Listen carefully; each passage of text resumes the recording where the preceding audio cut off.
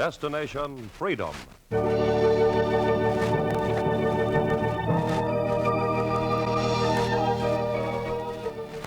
Destination Freedom, dramatizations of the great democratic traditions of the Negro people, is brought to you by station WMAQ as a part of the pageant of history and of America's own Destination Freedom.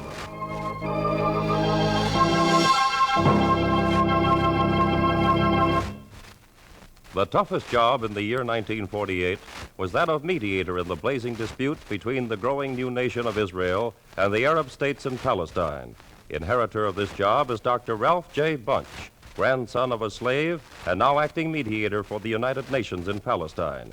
In a chapter entitled Peace Mediator, Destination Freedom tells the personal story of Dr. Bunche.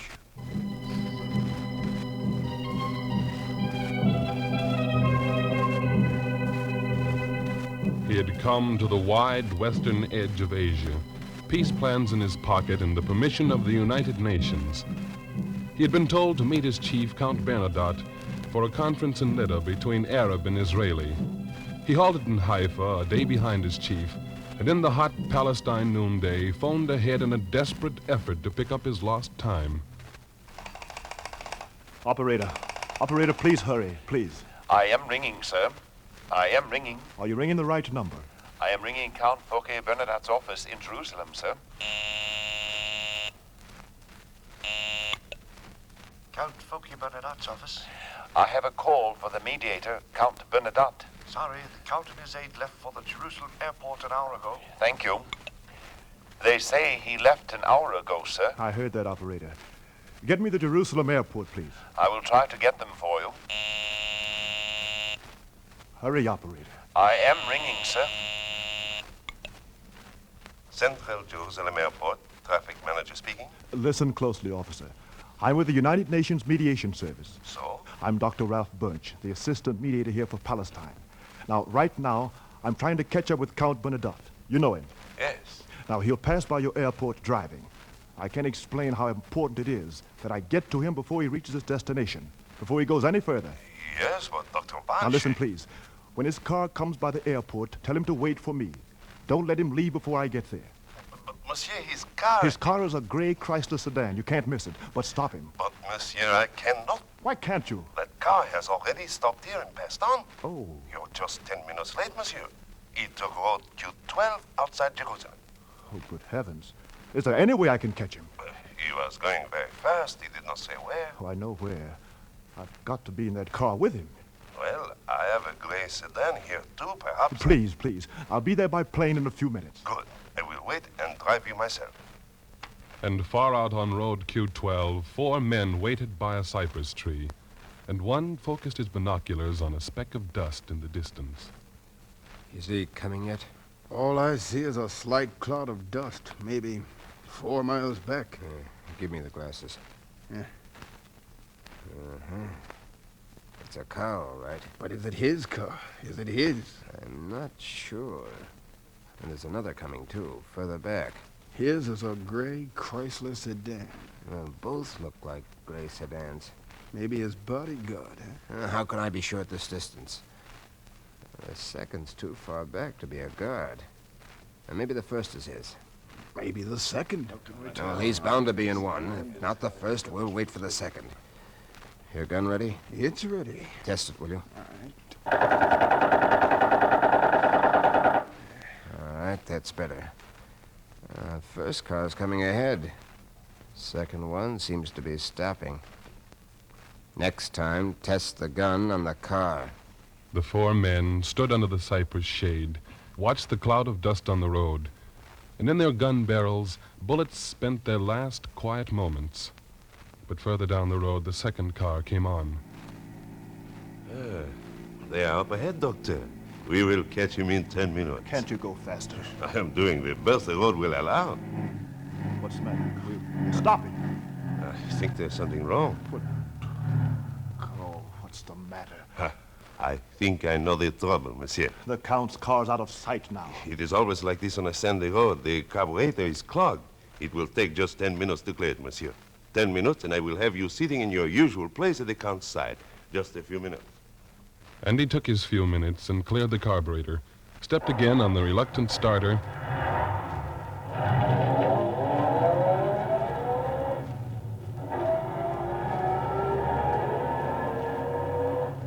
and moved over the desert road. And this time had no trouble in overtaking the Count's car, for it stood still, dead still. Andre, something's wrong. Here, let me take a look first. Stay in the car. The driver took a long look and came back. You can go over and see if you care to. What happened? The Count has been killed. The man sitting in the seat you usually occupy is dead, too. 10 minutes late kept you alive. Well, who will mediate now, monsieur?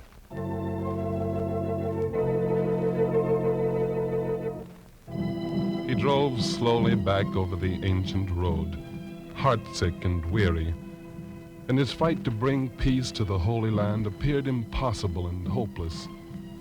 The news shocked the wires of the world, and the United Nations sent a courier to the assistant mediator. The courier found him late that evening out walking in the Jerusalem streets. Oh, Dr. Bunche, Yes? the Secretary General wired me to contact you here. Oh, I've been told to expect you. Then you know what my mission is about. I've got an idea. In all the capitals of the world, they're asking who will mediate now. The United Nations would like to know if you will step into Count Bernadette's place, or at least until a regular commission is appointed. Will you take over what's become the most dangerous job in Asia? If I thought I could really do the job, Apparently the Council believes you can. For once they decided unanimously on a man. Why me? They want someone who is familiar with the struggles of colonial peoples and of racial minorities, and who can be trusted by both sides. Someone whose personal experience fits him for the job of peacemaker. We hope you'll think it over. There's not much time. When you have decided, phone me at headquarters. I'll relay the message. You have 8 hours to decide.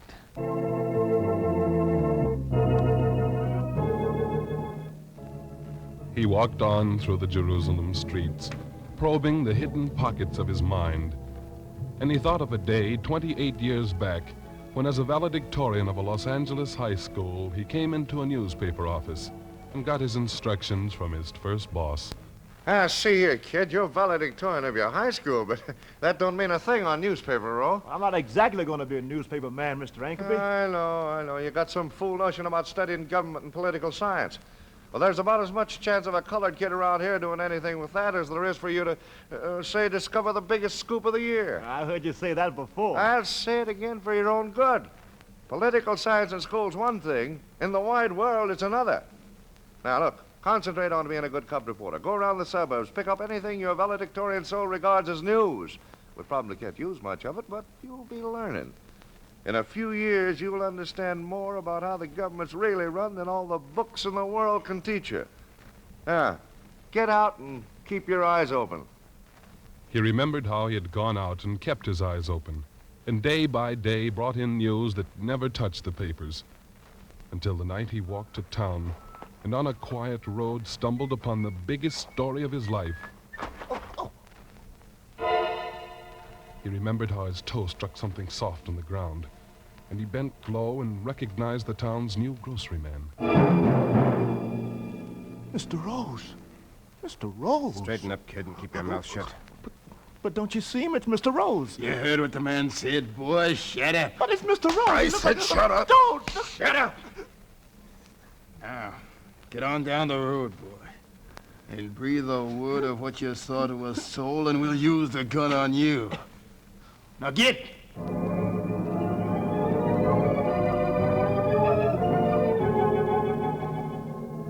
He had walked on down the road, quiet, but inside his heart hammered out the story he would tell Editor Ankerby. Mr. Ankerby, I You're saw way him. late, kid. Where have you been? No. Here, take this copy down to composing. Come on, get the lead out of your feet. No, I'm the only one who knows about it. What are you talking about? The murder. Huh? It's true. I saw it on my way here. It was Mr. Now, wait a minute. Come in the office, boy. All right. Close the door. Wipe the sweat off of you and talk plain. Oh, well, I was down in the hollow near the suburb. I saw 3 men standing over Mr. Rose. You know, he was the new man with the grocery store. I know. He was dead. The men had guns in their hands. Killed Rose, eh? Did you know the men? Oh, I know him anyway. One was wearing a... Keep your mouth shut. But I got to tell you. I don't want to hear it. I don't want to know anything about it. It's not my business. But it's for the paper. Not for my paper, no, sir. Some things, boy, you can't mess with. Rose was Jewish, moved into that restrictive covenant area. Them vigilantes have been after him ever since. But he was a citizen. Citizen, spoken like a schoolboy. So am I. But some citizens around here got more power than others. If I printed that, they'd bust up my newspaper in no time. Of course, if Mr. Rose hadn't been Jewish, there's sort of a gentleman's agreement about things like this. Not enough people to protect me if I fought the vigilante. So look, you keep your mouth shut about their names. You're colored. They'll get you next. And there's nothing in your political science that says you can prove a thing. He remembered how loud his heart had beat then, and how it thundered when he told a police sergeant. Murder, eh? Hey, Casey, you hear this? Suppose we do a little investigating. And the investigation had gone on, and somehow there had been enough people to protect him. And when the criminals were caught, he remembered the mayor had asked to see the Bunche boy. This is the Bunche kid that turned in those hoodlums, Your Honor. Says he's not really a newspaper man, but wants to study politics at Harvard. I told him it'd be better to study in the first ward in my precinct, but he's hard-headed. Is that right, young man? That's right, Your Honor. I'm disappointed, but I suppose you can use this $1,000 even there. $1,000? Yes, the citizens of Los Angeles have collected $1,000 for you to further your studies in, Political science. Yes. I don't see why your studying government would make a good, The precinct captain, Your Honor. Yes. One of the best. My ward needs one. He remembered how he had turned down the precinct captain's job and didn't tell the mayor how the newspaper job had made him more certain that he had to learn why there was one rule for the majority and another for the minority. He knew he could make his politics a science even if the mayor didn't believe him, or the Harvard professors who gathered after he had finished the course to decide whether he should have funds to go further. Wasting funds on a Negro student to get a doctorate in political science. I recommend that this Ralph Johnson Bunche be dropped from consideration. Absolutely no. Professor, please. This student finished highest in his class. I say simply on his record, we've got to consider him for the fellowship. But a fellowship in a field where he'll get no employment will only frustrate him. The city of Los Angeles sent him here to study. He studied. Now let's send him back to Los Angeles. Not all over the world poking his head into this government and that government. What good reason will you give for turning him back? Race? Oh, come now. Face it. Our fellowship fund is for practical purposes. We encourage students to work out their doctorates in subjects that will benefit them. Now, if this Ralph Bunche can be persuaded to study, say, physical education or something more in keeping with his job potentialities, I'll be willing to give him his fellowship. Precisely. That's exactly what we've been talking about. Very well, gentlemen. I'll call him in and see if he'll change his mind. I'll report to you later. And as he trudged along a silent street in Jerusalem, he remembered how the embarrassed chairman had called him in and explained why he could not make the science of politics his field. As much as we deplore how the world's constructed today, we're practical dispensers of the fun. What are you trying to say, Professor? The committee thinks your study of governments is useless. They hope you'll pick something you can put to better use. I see. Now, if you'll take, say, even sociology, we can do something. I see. I think your committee has shown me what I really need to do, Professor. Yes? Whenever a group of men becomes so bigoted that they believe they must limit the fields of education to some men, well, I'm convinced it's my job to study the kind of government that breeds such men, to see if we can change them. Tell the committee I'll study governments, even if I don't get the fellowship. And the chairman had gone back to his committee and reported his findings. Gentlemen, I've talked to this Ralph Bunche, and it's my belief that we must give him this fellowship to study government, even if it kills him. The committee, Mr. Bunche, agrees that they'll make an exception in your case. You've got your fellowship. Study whatever kinds of governments you see fit. Have you decided how you'd like to start? I thought I'd like to start in Africa and Asia. The seats of world governments are in Europe, young man. Yes, I know. But those seats are resting squarely on colonies. I'd like to see how they manage to hold those seats. And how will you go about this? By living and working in the colonies for the next 5 years. I've gotten a map of Africa, and I've seen how, from its wide northern top to its southern end, the empires of Europe have carved it into little pieces. I'll talk to Africans in the Belgian Congo, the British Sudan, French Morocco, Portuguese, Dutch, and Spanish colonies. And I'll try to enroll in the University of Cape Town, South Africa.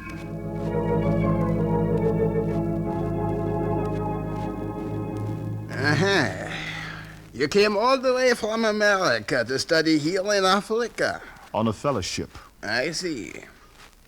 We'd have no objection to your entering if we were sure you were here for peaceful purposes. What harm could I do?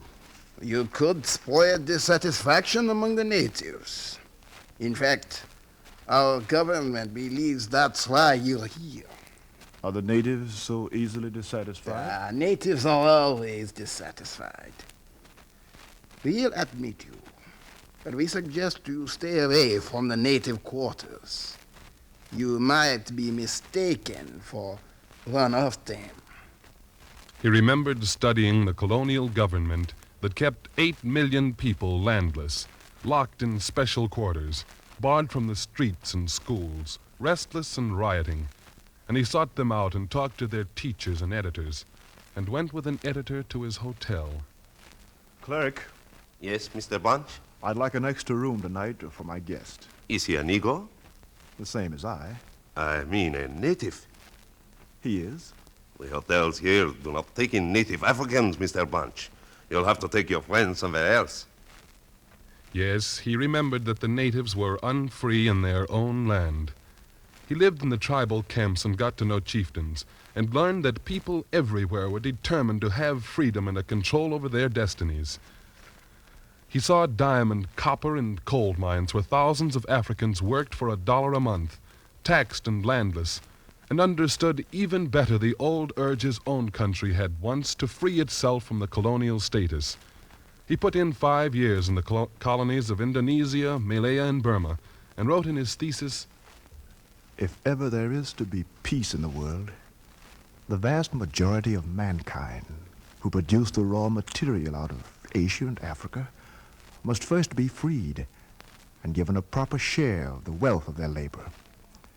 They will either become free and independent new nations through blood and strife, as did America, or through the cooperation of peaceful nations." A very good thesis, Dr. Bunche. It deserves the award you won for it. Coming from one who didn't think my study worth anything, I appreciate that. Oh, it wasn't I who thought that. It was a very backward committee. This has brought them forward out of the Dark Ages.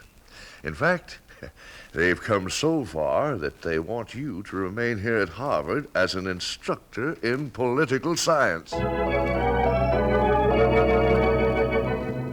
Alone in Jerusalem, wondering whether he should accept the assignment from the United Nations, he remembered the years spent in putting his knowledge before the students who passed through his classes. But he still had wanted to return to his own way of learning his science, by practice. And one day, a Swedish scientist had come to him with an offer for a venture.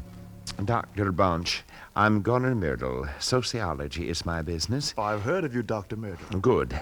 Your Carnegie Institute has commissioned me to do a study on American race relations. I've heard of that, too. I believe for an outsider to do such a book, he'd need help. Your help. I need someone to travel with me. Someone who can be not only a scientist and a guide, but a guinea pig. so that I can see clearly the causes and effects of race discrimination. I know your job here is secure and this will be short, but I think it may be worth it. He had thought of its worth as he traveled north, west, and south with the Swedish scientist. And as the Africans had learned in Africa, so he learned the feeling of being unfree in his native land. Clerk? Yes, Dr. Myrtle? I'd like a room for my colleague here, Dr. Bunche. Well, Dr. Myrtle, your own reservation has been accepted. I understand that, but my colleague, Dr. Bunche... Well, you see, you're new in this country. Very new. You don't understand. We don't accept Negroes in this hotel. Then I suppose you don't take foreigners either. Oh, yes. You'll be all right. But your friend will have to go somewhere else. And in towns in Texas and Georgia, Indiana and Maine, they filled in their report. And they listened in a cafe in Alabama when a frightened waiter explained why he couldn't serve them. I'm sorry, but you two can't sit together in the restaurant here. Please leave. What do you mean? Well, the state law says it's illegal for whites and Negroes to eat together in the same restaurant. The last two who got brotherly got 30 days to boot. For white and colored citizens to eat together in this state's a crime. It's just a natural crime. The two left the state where there were penalties against the practice of brotherhood. And when they had covered the country, Dr. Middle wrote, With the help of Ralph Bunche, I have finished my study of American race relations. I have called it an American dilemma. The dilemma is whether Americans are going toward democracy and freedom or backwards to colonial thinking. He remembered how he had been proud of the book, and then had gone back again to learn more from the people of West and North Africa. But when the war came, he was called into the Office of Strategic Services, and he wondered why. You can stop wondering, Doctor. We want you in the Strategic Services for a job that's highly confidential at the present time. Can you tell me what it is? Well, we'll have to. The Allied Army is planning to invade North Africa. That doesn't surprise you? Yes, it does. Well, to put things plainly, we want you to help plan this North African invasion. Oh, but you're joking. I don't even know how to handle a rifle. That's what I told General Eisenhower, but he believes that somehow your knowledge of the peoples of North Africa will help smooth the way for our troops. I think I see what you mean. Then you see more than I do. I don't know what the general had in mind, but he told us to let you think it over and to ask you for a recommendation in 24 hours. You see, we haven't much time. He took the time, he checked his notes, remembered his talks with Africans, and the history of native tribes whose thirst for freedom was as keen as his own, and he returned to the Office of Strategic Services. Gentlemen, I'm not a military man. That goes without saying. What do you consider strategically necessary for the success of the invasion? Well, I consider that the most necessary thing for the American army to learn before they invade North Africa... Yes? ...is something about the African people. Now, I'd suggest we teach each soldier something of the history and nature of the people whose land he'll be living on.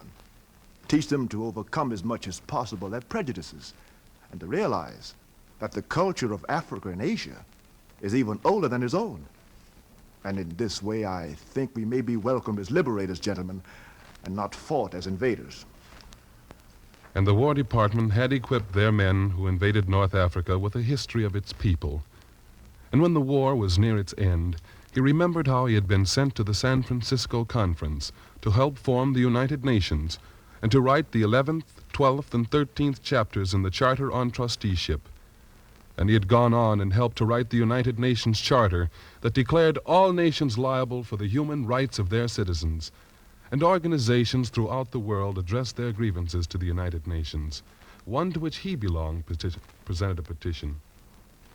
Is Dr. Ralph Bunche here? No, but I am only Logier. I'm in charge of social affairs. What is it? My name is Walter White. I'm secretary of the National Association for the Advancement of Colored People.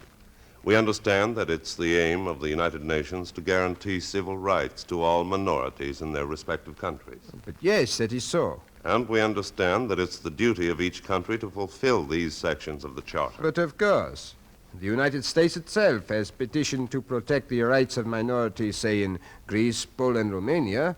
What is your business here, monsieur? We're here to petition you to investigate the discrimination practiced against the Negro citizens of the United States. We're putting the case of 14 million Negroes in the hands of the United Nations. And he remembered helping to sponsor the Freedom Train and sending it around the nation to encourage the ideals of peace and human rights at home. He remembered he had asked the mayor of a great southern city to let the train come in, but some had other words for the mayor. Now, this time, look here, Mayor. They call you fair and square, don't they? Yeah, that's why we came to you before taking things into our own hands. That's right. We want to give you the... Wait, one at a time. What harm can a little old train do to us, Mr. Juggins? I've talked to this political scientist, Ralph Bunche, who advised me to let it in. No harm. Oh, why, this here, what do they call it? Freedom Train or something silly like that. Why, the cargo on that train is loaded. Dynamite. And you know what they intend to do? No, what? They got them Bill of Rights on there. On exhibition. Did this Ralph Bunche, did he tell you that? And they want to let Negro and white folks read them together. Imagine Negro and white folks reading the Constitution together. That'll overthrow anybody's government. Cool. For Negroes and whites to read their Constitution together in the South is unconstitutional. That's what it is. Mayor, you gotta stop that Freedom Train. But what can I do? Oh, it's a Trojan horse, that's what it is. Derail the devilish thing. Get it out of here. Gentlemen, I've got it. I'm a fair and square mayor, you know that. You're right. I promised Bunche personally I'd do it. Therefore, I say this Freedom Train ought to be allowed to come in. I know. Now, wait till I finish. I hereby decree that the train can come in provided it honors our customs. To be fair, we'll let the white folks read the Bill of Rights and the Constitution on Monday, and the colored folks can come in and read them on Tuesday. Anybody caught reading out of place will be put in jail. Now, how do you like that? Well, now, they sure don't call you fair and square for nothing. Yeah. Now let that Freedom Train roll in. Let her roll. But he remembered urging, that no segregation of any individual or group of any kind on the basis of race or religion be allowed at any exhibition of the Freedom Train held anywhere. and the Freedom Train rolled on past that southern station.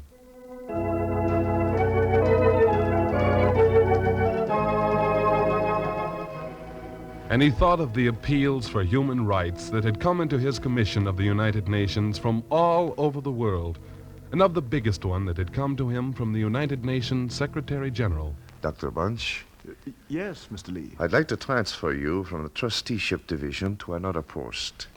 You're dissatisfied with my work? No. Every nation you've worked with is satisfied. Mm-hmm.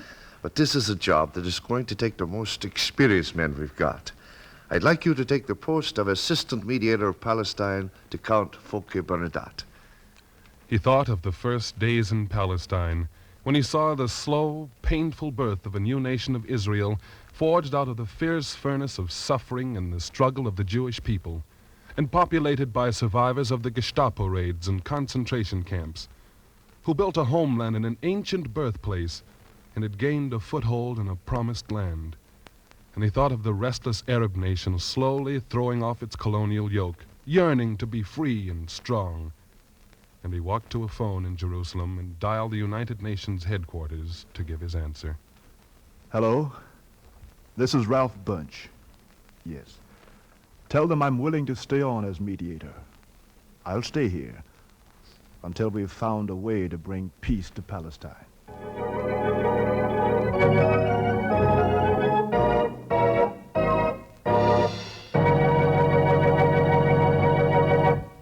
You have just heard Destination Freedom's dramatization of the story of Ralph Bunche, acting mediator for the United Nations in Palestine.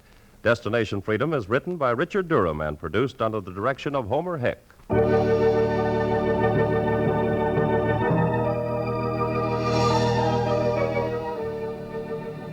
The role of Dr. Bunche was played by Fred Pinkard. Others were Oscar Brown Jr., Everett Clark, Jack Lester, Ted Liss, Art McCoo, and Tony Parrish.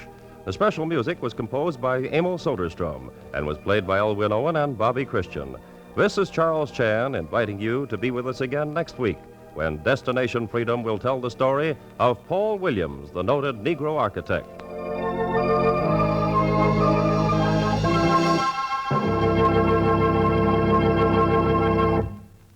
This is NBC, the national broadcasting company.